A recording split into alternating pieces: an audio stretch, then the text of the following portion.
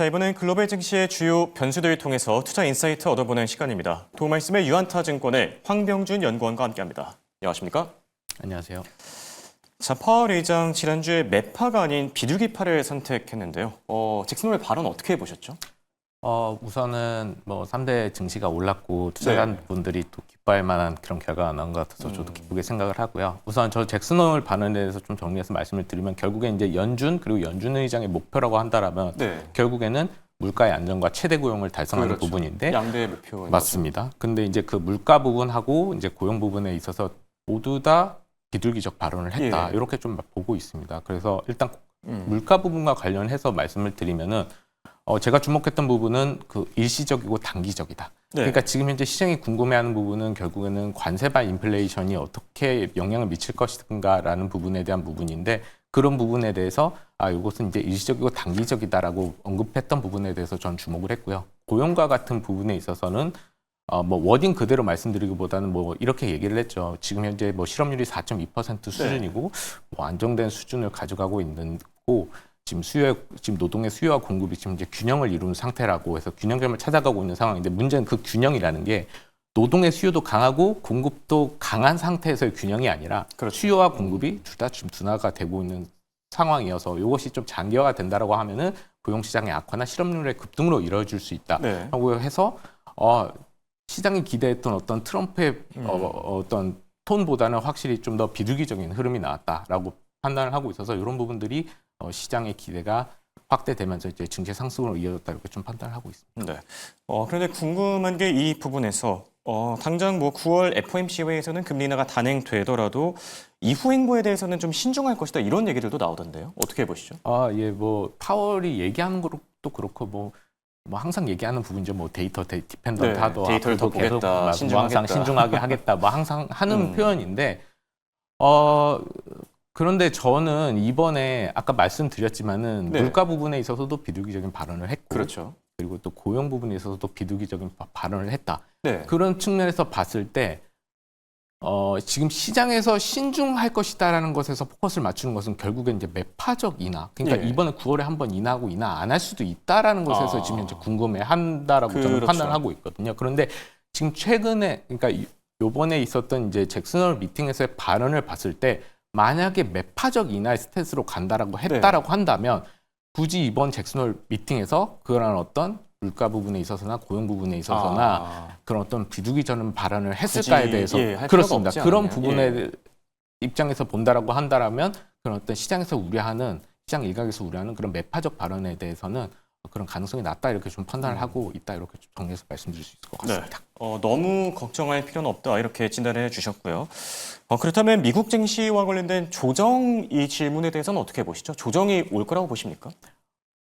이게 뭐 그 조정이 올 것이다 이걸 예측하기는 상당히 쉽지는 않은데요. 그런데 이런 것들은 있습니다. 만약에 조정이 온다라고 하면 결론적으로 말씀을 드리면은 제가 뭐 지난 월 초에서도 코멘트를 한 바가 있는데 5-6% 그러니까 한 자릿수 중반대 이상의 조정은 저는 나오지 않을 거다라고 이렇게 좀 판단을 하고 있습니다. 왜냐하면은 지금 시장에서 거론되고 있는 조정으로 활용될 수 있는 그런 악재 요소들이 이미 다 알려진 요소이고 시장이 다 예상하고 있는 악재이기 때문입니다. 일단 첫 번째로 지금 조정의 악재 요소로 반영될 수 있는 첫 번째 요소라고 한다라고 하면 일단 증시의 레벨 자체가 많이 올라왔다는 거, 밸류에이션 부담이 좀 올라왔다라는 거 하는 게 첫 번째가 될 수 있겠고 두 번째는 뭐 앞에서 대표님도 말씀을 해주셨지만 뭐 엔비디아 실적이라든지 브로드컴 실적에 관련된 그런 어떤 불확실성에 갑자기 뭐 어닝 미스가 나오거나 뭐 어닝 쇼크가 나오거나 이런 경우 말씀 그런 가능성이 저는 뭐 높다고 보고 있지는 않지만 그런 가능성이 있고 또 세 번째는 금리 인하에 관련된 기대감이 높아진 건 맞지만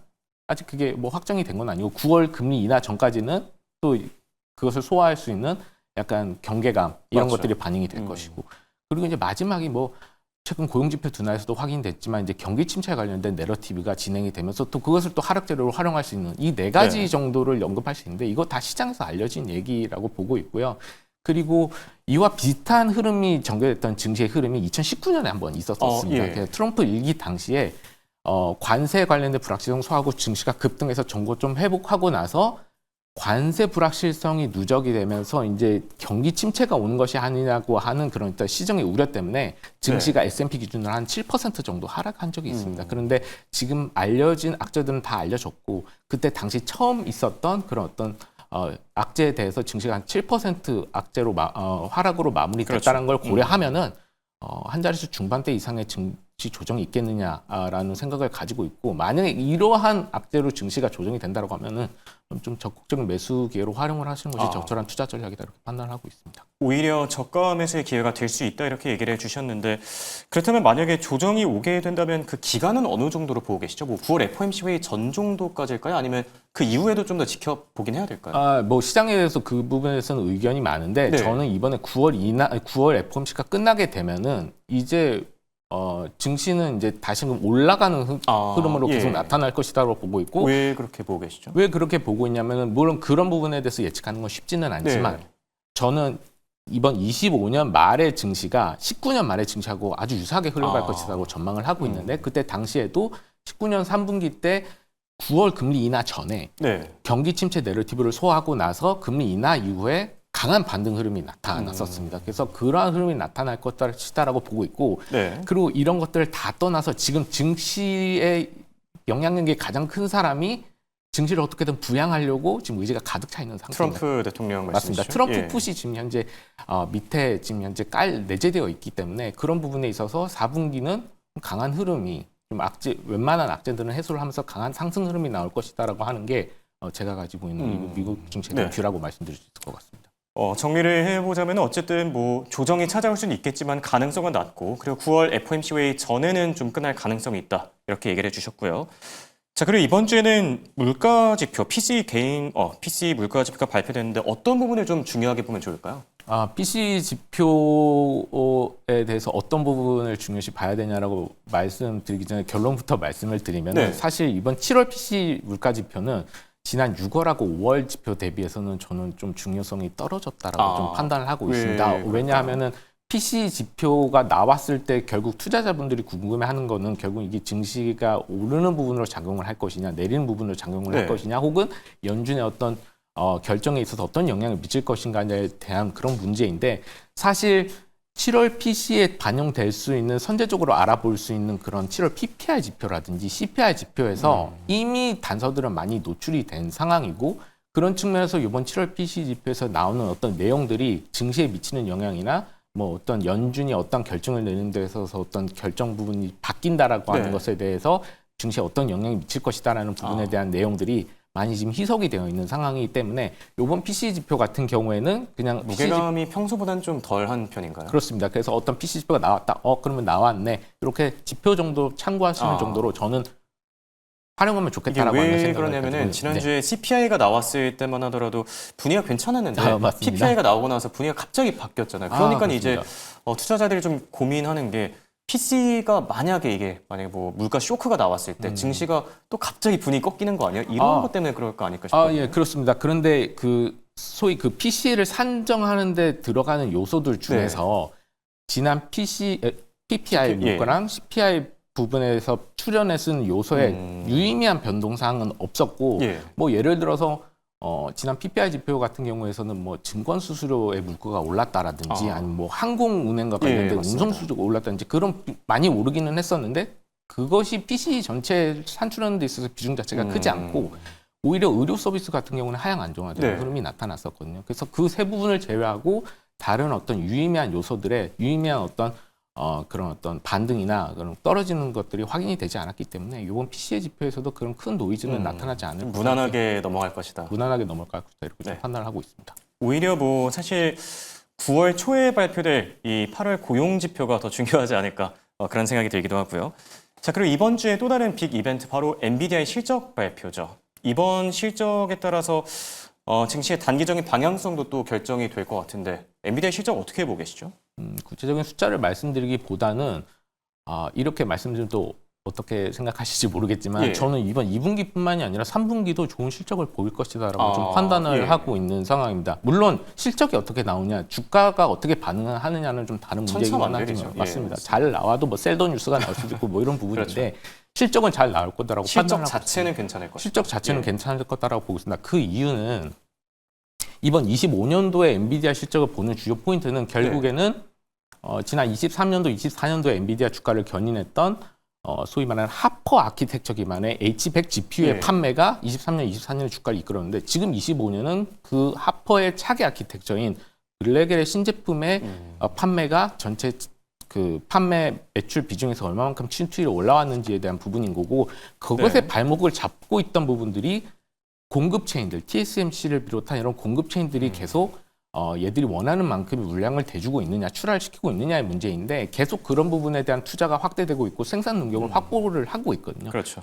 그런 부분과 관련해서 지난 25년 1분기 컨퍼런스 콜에서도 이런 부분들이 개선이 되면서, 그러니까 출하량이 확보가 되면서 매출 총이익률, 그러니까 이제 규모의 경제가 확대가 되면서 수익률이 개선되는 흐름이 나올 것이다라고 언급한 바가 있는 상황이고, 블랙엘의 출하도 출하 문제지만은 블랙엘의 제품의 강화 버전인 울트라 버전이 이번 2분기 때 출시가 됐습니다. 그리고 3분기 때는 이게 대량 생산에 본격적인 대량 생산에 진입한다라고 얘기했거든요. 그래서 이런 부분에 대한 서프라이 요소도 이번 2분기 실적의 가이던스에서도 3분기 가이던스에서도 확인해 볼 수 있다는 측면에서 저는 이번 실적에서 좋은, 특히 컨퍼런스 콜에서 좀 뭐 젠슨항이라든지 CF가 좋은 내용을 좀 얘기를 해주지 않을까 이렇게 판단을 하고 있습니다. 그래서 전반적으로 블랙엘의 침투율이 계속 올라오고 있고 생산 출하도 계속 확대되고 있고 신제품에 대한 비중, 매출 비중도 확대되고 있기 때문에 2, 3분기 실적은 좀 좋은 흐름을 유지하지 않을까 이렇게 판단을 하고 있습니다. 그러니까 A분기 실적 자체도 괜찮을 거고 이제 3분기 실적, 그러니까 가이던스 역시나 좀 괜찮을 가능성이 있다 이렇게 얘기를 해주셨고요. 관련해서 AI 버블론 요즘 시장의 화두죠. 계속 나오고 있는데 버블이 맞을까요? 어떻게 생각하시죠? 버블 뭐 그렇습니다. 근데 AI 버블론 자체가 이게 어떤 가끔 이런 어떤 증시에 있어서 하락 재료로 작용하는 부분인데 사실 조금 이게 저는 뜬금없긴 한 게 그동안 뭐 버블론이 없었던 것도 아니고 왜 갑자기 올트먼이 이런 얘기를 했을까?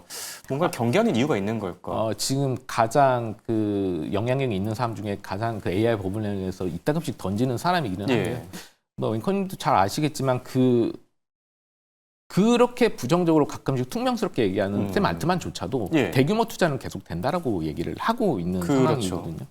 그래서 AI 버블론은 그냥 뭐 그것 때문에 시장이 많이 놀라지도 않지만 이따금씩의 조정이 있다라고 하면 그거는 매수기로 활용할 수 있는 그냥 노이즈 요소다라고 판단을 하고 있는 상황이고요.